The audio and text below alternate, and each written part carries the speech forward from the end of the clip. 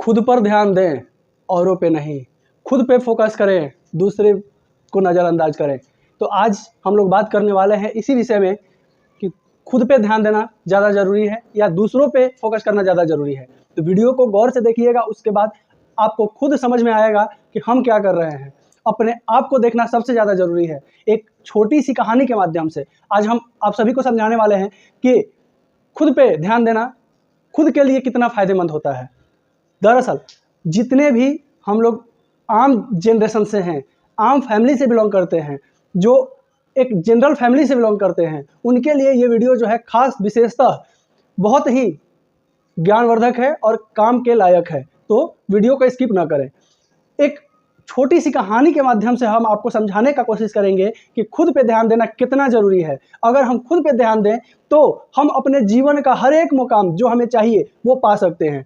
पर हम लोग रोते रहते हैं, परेशान रहते हैं, टेंशन में रहते हैं कि हमको वो लक्ष्य नहीं मिल रहा है। दरअसल एक छोटी सी कहानी आपको हम सुनाते हैं, ध्यान से सुनिए। अगर अच्छा लगे तो एक कमेंट जरूर कीजिएगा प्यारा सा। तो एक जनरल लड़का था, बस हमारे और आपकी तरह। उसके पिताजी अपना काम करते थे, घर परिवार चलाते थे। वो माता पिता का एक भाई और एक बहन, दो था। बहन तो लड़की थी, उसकी बहन कुछ कर नहीं सकती थी, उसको ज़्यादा टेंशन नहीं था। घर में अपने माँ के साथ हाथ बटाती थी, अपने घर का काम करती थी, घर में मदद करती थी। उसके पिताजी बेचारे दिन भर ड्यूटी करते थे, काम करते थे, मेहनत करते थे, शाम में अपना आते थे, परिवार चलता था। लेकिन वो लड़का जो था वो हर समय सोचते रहता था कि हमारे परिवार का उन्नति इस तरह तो नहीं हो सकता है, हम आगे इस तरह तो नहीं बढ़ सकते हैं। हर समय परेशान रहता था। और वो जब दूसरे को देखता था, हमारे बगल वाले इतने कम पैसे वाले हैं, हमारे पड़ोसी इतने अमीर हैं, काश हम भी हो जाते हैं, हमारा मित्र जो है वो इतना बड़ा आदमी बन गया, काश हम भी बन जाते हैं, हमारे रिलेटिव्स जो हैं वो इतने बड़े आदमी हैं, हम भी बन जाते हैं। वो ये सब उधेड़-बुन में हर समय डूबा रहता था। उसको मन कहीं नहीं लगता था, वो कुछ कर नहीं रहा था, यही सब चिंता और परेशानियों की वजह से। दूसरा उसके साथ परेशानी क्या था कि वो चाह के भी कुछ कर नहीं सकता था कि हमारे रिलेटिव या हमारे आसपास वाले हमको क्या कहेंगे। वो इस वजह से भी परेशान था। वो उसको परेशानी के लिए कोई समाधान देने वाला नहीं मिल रहा था। वो परेशान था इसलिए भी कि हमारा जो परेशानी है उसका समाधान कोई बता दे। वो एक दिन उसके गाँव में एक महात्मा जी, एक साधु जी आते हैं। वो बहुत लोगों को बहुत तरह का ज्ञान देते हैं और सभी लोग उस महात्मा जी के ज्ञान से संतुष्ट होते हैं और अपने अपने जो काम धंधा है उसमें उन्नति पाते हैं। वो लड़का जब ये बात को सुना, उसको जब पता चला कि गांव में एक महात्मा जी आए हैं जो बड़ा अच्छा हर चीज़ का समाधान बताते हैं, वो लड़का जो है उस महात्मा जी के पास गया और बोला कि महात्मा जी, साधु जी, गुरु जी, हमको मेरे साथ जो है, हम एक जनरल फैमिली से हैं, हम आगे बढ़ना चाहते हैं, हम अपने आपको सफल बनाना चाहते हैं, अपने आप को उस मुकाम पे पहुंचाना चाहते हैं जहां हमारे हित नाता अगल बगल वाले हैं। महात्मा जी जरा सा मुस्कुराए और मुस्कुरा करके बोले कि ये तो कोई परेशानी नहीं है, ये तो कोई समस्या नहीं है। अगर तुम्हारे पास वास्तव में परेशानी हो, वास्तव में समस्या हो तो हमारे पास आना, हम तुमको समस्या का समाधान बताएंगे। वो लड़का जो है बोला ठीक है। वो वापस अपने घर को गया और पिताजी से अपने बोला कि हमें कुछ पैसे चाहिए व्यवसाय करने के लिए। उसके पिताजी बड़ी खुश हुए, मन ही मन बड़ा आनंदित हुए कि भाई मेरा बेटा वैसा हो गया जो खुद कुछ करना चाहता है। वो अपने बेटे को कुछ मुद्रा, कुछ पैसे दिए, बोले कि ठीक है, जाओ अपना व्यवसाय स्टार्ट करो, शुरू करो। वो लड़का अपने गांव से शहर को आया कुछ पैसे लेकर के और एक छोटा मोटा व्यवसाय जो है वो उस पैसे से चालू किया। और वो खूब कड़ी मेहनत करता, एकदम जो है बहुत ज़्यादा मेहनत करता। उस मेहनत के बदौलत उसका व्यापार जो है 2 गुना, 3 गुना, 4 गुना बढ़ते चला गया। वो काफ़ी जो है हद तक अमीर हो गया और बहुत सारा व्यवसाय का, बहुत सारा पैसों का मालिक बन गया। उसके बावजूद भी उसके मन में ये लालसा था कि काश हम और बड़े होते, काश मेरे पास और पैसा आता। वो उसी उधेड़-बुन में जो है वो अपने व्यवसाय में गलत सही काम करने लगा। क्या गलत सही काम? तो अपने जो है जो व्यवसाय करता था उसमें मिलावट करने लगा। जो मटेरियल बेचता था वो 2 गुना 3 गुना दाम पर बेचने लगा। उसके बाद जो है इसी तरह से वो अनलीगल पैसा, गलत ढंग से पैसा कमाने पर ध्यान देने लगा कि हमको बहुत ज़्यादा कमाना है। उसके बाद जो है क्या हुआ कि अचानक से उससे रिलेटेड जितने व्यापारी थे, सारे व्यापारी उस पर गुस्सा हो गए और उसको डांटने बोलने लगे। फिर भी उसको कोई फर्क नहीं पड़ा। अंततः उसका व्यापार एक दिन पूरा चौपट हो गया, पूरा व्यापार खत्म हो गया क्योंकि वो अनुचित काम करने लगा था, गलत तरीके से व्यापार करने लगा था। वो परेशान होकर के फिर उस गुरुजी के पास गया और बोला, गुरुजी हमारा व्यापार तो जो है बहुत कमाने की लालसा में चौपट हो गया, हम क्या करें? गुरुजी बोले कि ये भी कोई समस्या नहीं है, तुम जब वास्तविक समस्या तुम्हारे पास आए तब तुम मेरे पास आना। वो लड़का बड़ा परेशान हो गया। जब हम जनरल थे, जब हमारे पास कुछ नहीं था, तो महात्मा जी बोले कि कोई समस्या नहीं है। अब हम अमीर होने के बावजूद भी मेरा जो है नुकसान जा रहा है व्यापार में, फिर भी कह रहे हैं कोई समस्या नहीं, आखिर समस्या होता क्या है। वो बड़ा उधेड़ बुन में पड़ा था और वही उधेड़ बुन के साथ वापस वो शहर को गया और जा करके और निश्चय किया कि नहीं, फिर से ईमानदारी से व्यवसाय हमको चालू करना पड़ेगा। वो व्यवसाय जो है फिर से ईमानदारी से चालू किया। उसके बाद फिर से उसका जो है मेहनत करने के बाद व्यवसाय चलने लगा। इस तरह वो फिर बहुत सारा पैसा कमाया और बहुत सारा धन अर्जित किया।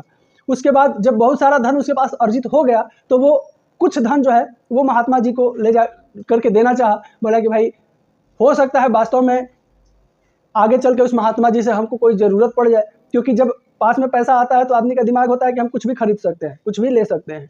तो वही मेंटलिटी से वो महात्मा जी के पास गया कुछ धन लेकर के और बोला ये धन रखिए, और हमें जब वास्तव में कोई समस्या आएगा तो आप उसका निवारण कीजिएगा, आप उसके लिए मदद कीजिएगा। महात्मा जी बड़ा कस के मुस्कुराए, बोले इस धन को हम क्या करेंगे, हम सन्यासी आदमी, हम साधु आदमी, इस धन का कोई मतलब नहीं है मेरे पास। ऐसा करो, वो जो पेड़ दिख रहा है, पेड़ के जड़ के नीचे ले आके इस धन को गाड़ दो।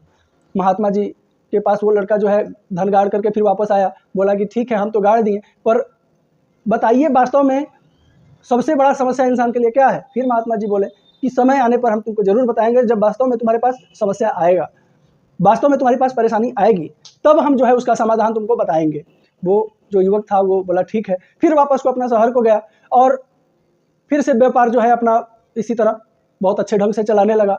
जब वो बहुत सारा धन इकट्ठा कर लिया तो सोचा, तो उसके कुछ मित्र लोग बोले कि भाई इतना कमाने से काम नहीं चलेगा, जब तुम बहुत ज़्यादा कमाओगे तब तुमको जो है कुछ लोग पूछेगा, जो गणमान्य लोग हैं तुम्हारी पूजा करेंगे, क्योंकि उनको भी पता होता है कि इसके पास बहुत धन है, हमको जब ज़रूरत पड़ेगा तब मिलेगा।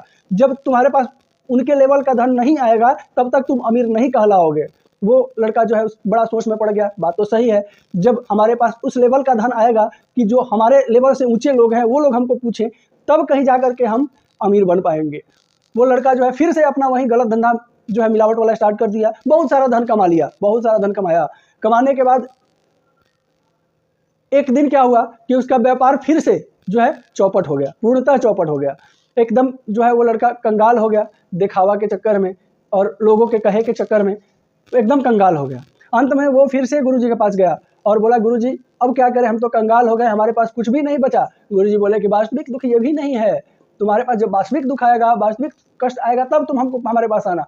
वो लड़का जो है बोला कि ठीक है। फिर वापस अपने गाँव को गया। गाँव में जा करके उसके माता पिता जो है माता पिता के पास रहता, जैसे पहले का उसका जीवन था उस तरह से फिर से वो जीवन को जीने लगा।